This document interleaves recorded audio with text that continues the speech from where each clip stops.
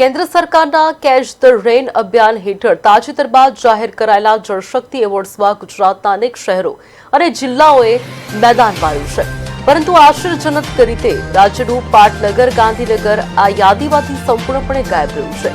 દેશની ટોચની 10 મહાનગરપાલિકાઓમાં અમદાવાદ, સુરત અને જામનગરનો સમાવેશ થયો છે, જ્યારે જિલ્લા સ્તરે સુરત દેશભરમાં પ્રથમ ક્રમે આવ્યું છે. આ ઉપરાંત રાજકોટ, ખેડા અને નવસારી જિલ્લાઓએ પણ ઉત્કૃષ્ટ પ્રદર્શન કરી એવોર્ડ મેળવ્યા છે. ગાંધીનગર મહાનગરપાલિકા અને જિલ્લા તંત્ર દ્વારા કરોડોના ખર્ચે 30થી વધુ તળાવો વિકસાવવાનું બીડું પાડવામાં આવ્યું હોવા છતાં 100 એવોર્ડની યાદીમાં ગાંધીનગરનું નામો નિશાન ન હોવા અનેક સવાલો ઉભા થયા છે. બોરવેલ રિચાર્જ, ચેકડેમ અને રૂફટોપ હાર્વેસ્ટિંગ જેવા 17 પ્રકારના કામોમાં ગાંધીનગરનું નબળું પ્રદર્શન કહી શકાય કે પરફોર્મન્સ ચર્ચાનો એક વિષય બન્યું.